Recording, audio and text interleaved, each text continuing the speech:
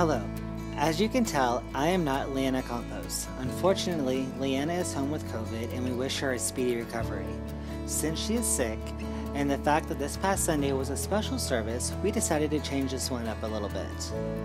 It was the 5th Sunday, which is a hymn sing Sunday. In between songs, each ministry came up to speak about why that ministry is important to them. If you want to see all of them, you can go to our worship playlist and find it there. Please enjoy some of our mission moments and the benediction from Pastor Andrew. Yes, please. So now we begin the introduction to the services of ministry. We've invited several people who have poured their heart and souls into the various ministries here at Roberts Park United Methodist Church, and we have asked them to come and share with you what this ministry means to them, how it has affected them. And so I look forward to hearing from each and every one of them. I encourage you to keep your bulletin handy as you listen to the stories and the testimonies of these saints. Would you please just put a little tick mark next to anything that piques your interest or stirs your heart, so that when you join us downstairs for the fellowship time and for the good food, you can go around and get more information about these ministries that God has started to stir up in your heart. Ron House, who's going to speak a little bit about Matthew's Voices.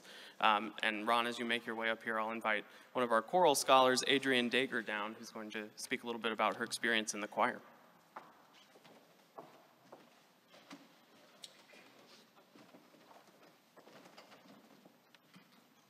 Hello. I have been in quite a few choirs in my lifetime, with a few church choirs thrown in there. They all range in ability, learning pace, and difficulty of music. However, I can easily say that this church choir I have been most proud of is this one. From singing large-scale works with an orchestra, to sight-reading new pieces, to anthems that we learn in a single rehearsal, and to the services and holidays where we put it all together, Roberts Park Chancel Choir does it all and does it all well.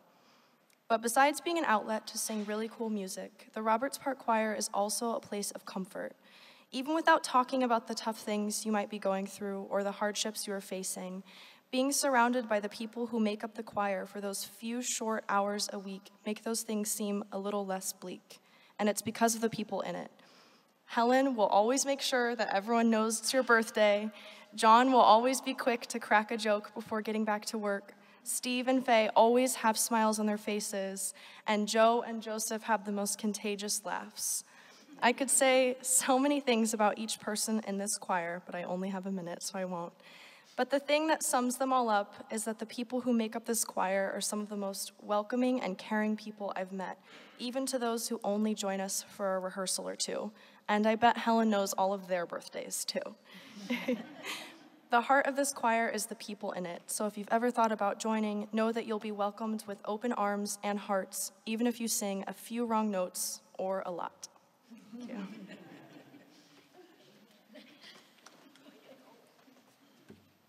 Good morning, church. I'd like to say a few words about an extraordinary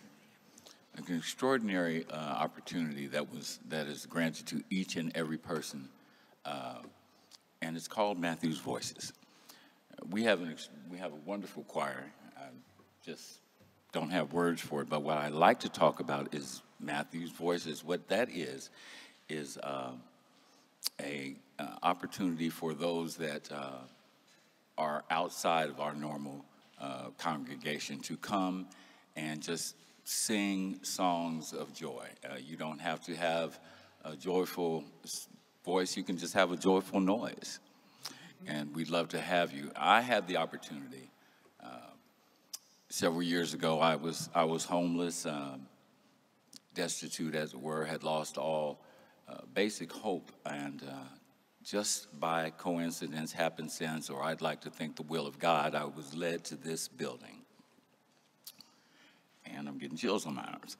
I was led to this building, and they used to have dinner downstairs, and someone suggested, well, we've got this little thing. Would you like to sing a little? I hadn't sang in 15, 20 years, but yeah.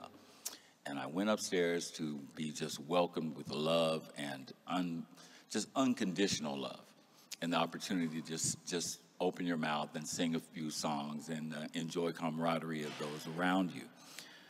I cannot say enough about the opportunity for those who have been ostracized by society to come into somewhere that will just love them unconditionally and give them a chance to just remind themselves that there's a joy and an opportunity in music that you don't have in anything else, to express yourself and to receive the expressions of other people. I invite every one of you and anyone that you know to please come and join Matthew's Voices. Thanks.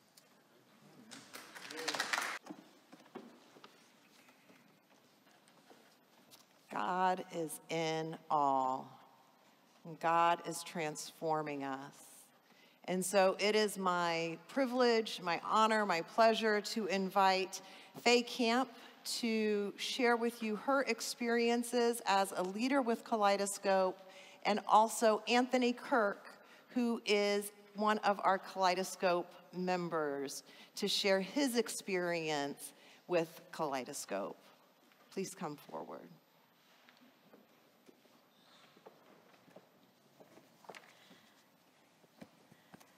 Kaleidoscope. As a kid, I loved to play with this entertaining toy for which our Kaleidoscope gathering is named. I loved to turn it and watch all of the different shapes and colors shift and tumble into endless new and beautiful combinations of shapes and colors. If you look up kaleidoscope in the dictionary, in addition to its usual definitions, you'll find this: kaleidoscope, a diverse collection. That's what we are at Kaleidoscope, a diverse collection, a collection of people of different ages and generations, life experiences, gender identities, and sexual orientations, and philosophical and religious traditions. And every Thursday evening, we all tumble together through the door and create something new and beautiful and very meaningful.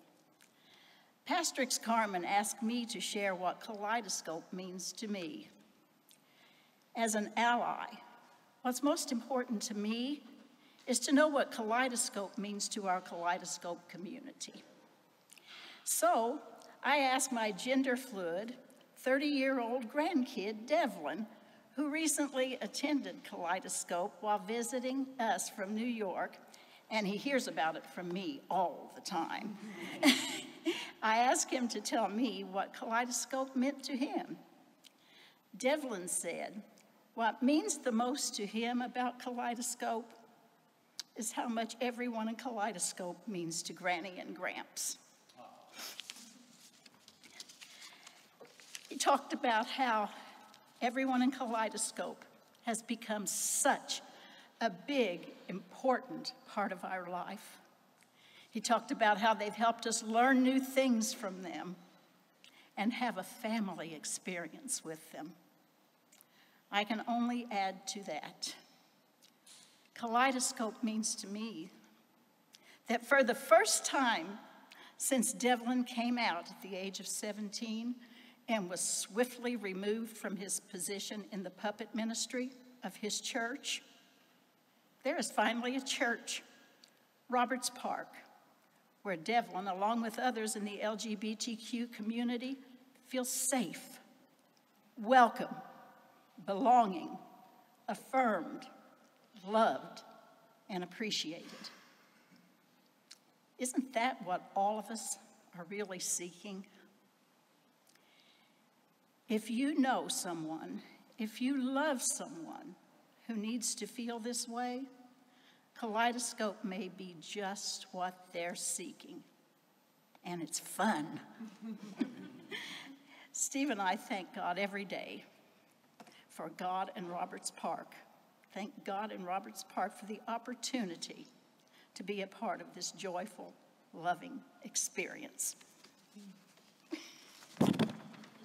And we didn't change these lectionary readings at all. These fit just perfect with our service and our ministries. And so, having just heard the gospel lesson about saving up our possessions and storing up treasures here on earth instead of heaven, I am going to invite Pastor Joe Bortoff again to come down and talk, yes, who is also our treasurer, to tell you a little bit about what finance and stewardship means, not just to him, but to the church. It'd be all right if I just tell you a little story. That'd be okay. About this almost 50 years ago now, as a young pastor at the Methodist Temple in Evansville, Indiana, one of my jobs was to go visit people who never came to church and ask for their pledge for the church. You can imagine how I felt about that. I went to these two brothers' house. I'd never met them. They were in their 90s. They lived in an old part of town. I pulled up in front of their house and looked at it. I'm sure it hadn't been painted in 30 years. And I thought, oh my gosh, and I'm going to go in and ask them for money? Well, I screwed up my courage, and I walked up on the front porch and was very careful not to fall through the holes that were rotted in the front porch, and I knocked on the door. Nobody came. Oh, shoot. Then I heard click, click, click. And one of them came to the door with their cane. Oh, you're the new preacher. Come on in. I don't want to tell you the rest of this story, but they were sweet old men in their 90s, brothers living together, helping each other stay out of the nursing home. That's what it amounted to. And they said, oh, yeah, we want to give to the church. And they filled out their pledge card and gave a handsome weekly amount, let me tell you. And I got to be really good friends with them. I saw them all the time. And when they died, they left $4 million to the Methodist Temple in Evansville, Indiana. Lay up for yourselves treasures in heaven. Thank you.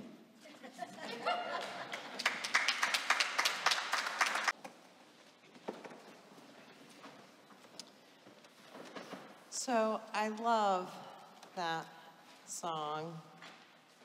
Let peace begin with me. Jesus is called the Prince of Peace, and Jesus came to us as a baby, as an infant, a child born in a manger. And so at this time, I would like to invite those who are going to be speaking on behalf of our many children's ministries, including our daycare, Messy Church, Worship and Wonder, and Shalom and Friends, to come and tell us what that ministry means to them. Oh. And first, I will be introducing Vivian Kistler, who is speaking on behalf of Shalom Daycare. Good morning. I had heard for a long time that Shalom was in dire need of teachers. They're having trouble keeping staff. And as I was a kindergarten teacher and a counselor in elementary school, and I love children, I thought it would be a perfect fit. So I called Lisa and got my criminal history check and my drug test and took some online classes and went to start with the daycare.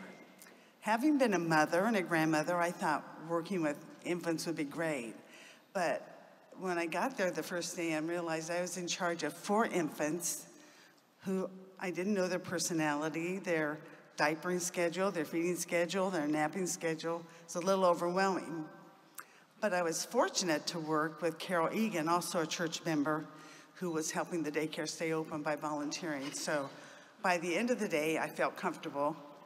and I love those babies. I started a year ago, so the infants are now toddlers who not only walk, but run around and babble, and when they see you, they just rush up because they're so unconditional with their love and acceptance. I learned that the staff is very cohesive. Lisa is wonderful working with the parents. She has a wonderful relationship. And the staff loves congregational support. If you're ever at the office, the half door is usually open to the nursery. Just pop your head in, wave at the babies, wave at the staff, and ask how their day's going. It would mean a lot to them. And you could also call Lisa about volunteering. If you're not wanting to necessarily work in the classroom, we are redoing a classroom. We had some water damage on the second floor. And so furniture will need to be moved out of a room, and we're getting new furniture, which will need to be put together. So if you like to put things together, you might let Lisa know, or my husband Kip know, because he's probably going to be doing a lot of that. So children are amazing. They're God's greatest blessing. At this time, I am going to invite Pastor Andrew talked a lot of numbers about our digital ministry to show you how well it is doing, but I would like to invite Josh Sanders. He is our audiovisual director, and he takes care of all the stuff in the booth, so that if you miss on Sunday, you can watch it on demand later. But here's the man who makes it happen, Josh Sanders. Good morning, friends. My name is Joshua Sanders, like Pastor Carmen said. I am the audio-visual director, or the videography director, or the creative problem solver, or the tech guy, or pretty much whatever idea Pastor Andrew and Pastor Carmen can think of, I bring to life. I am usually up there during this time, so it is weird being down here and seeing all your faces. I usually see the back of your guys' heads, so you guys have beautiful faces. So yes, I am on this side of the cameras this morning to talk to you guys about the social media and digital ministry here at Roberts Park.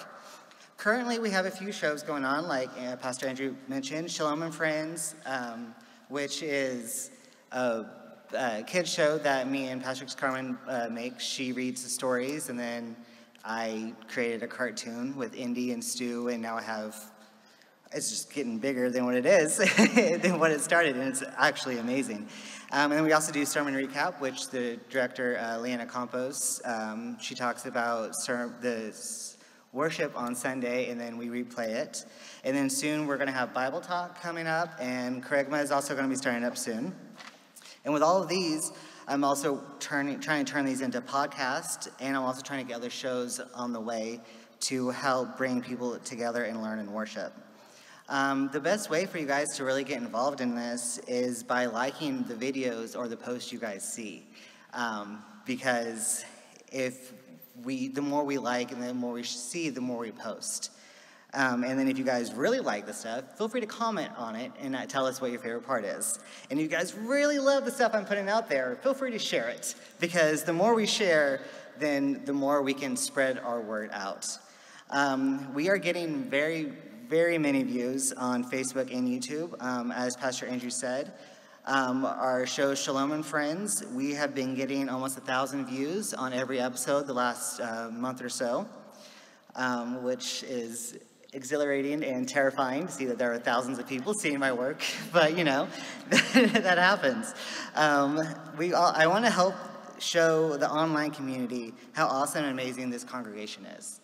And so we have such a great community in this building. I want to send it out to online so everyone online can see us. And a lot of those thousands of views, they're not even from Indianapolis. They are from all over the country. So we have people all over the country looking at us online and seeing how awesome and amazing we are. And the more we like and share, the more people are going to like that. The more people are going to see us, the more people will come and join. And we all want new friends, right? So let's bring some of those people in here so we can get new friends in the seats.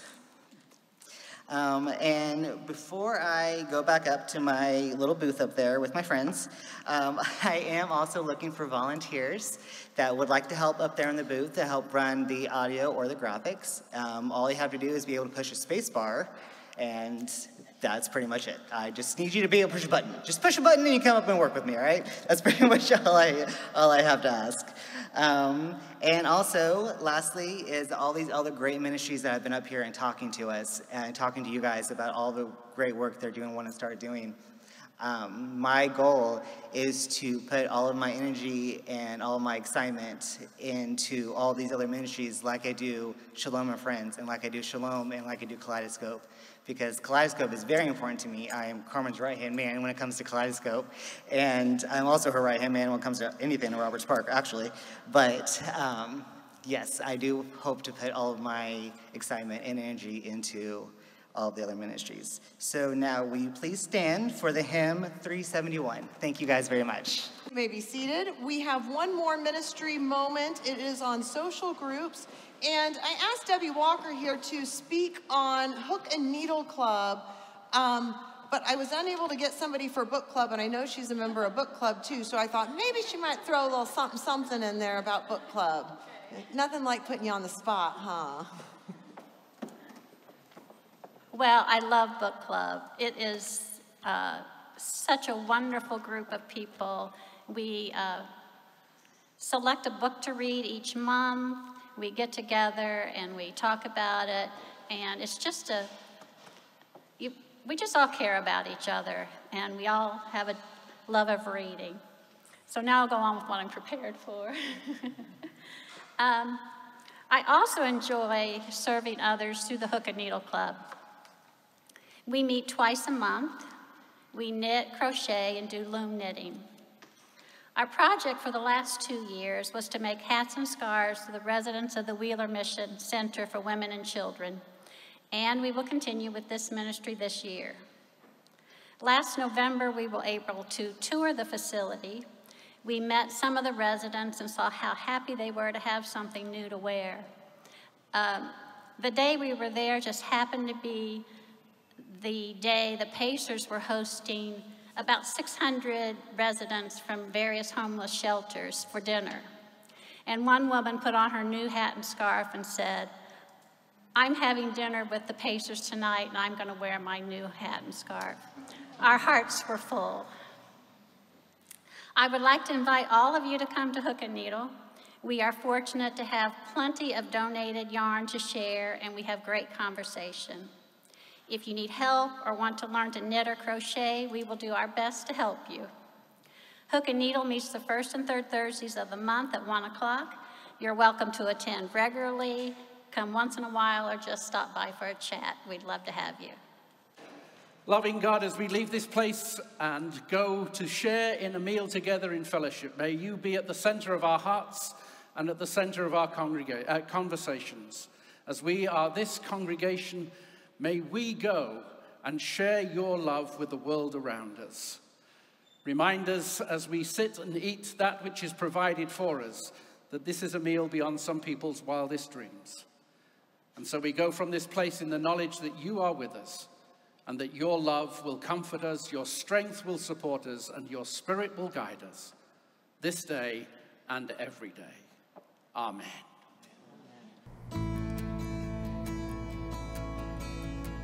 Thank you, Pastor Andrew. Again, if you want to see the service as a whole, please go to our worship playlist and you will find it there. Goodbye, everyone.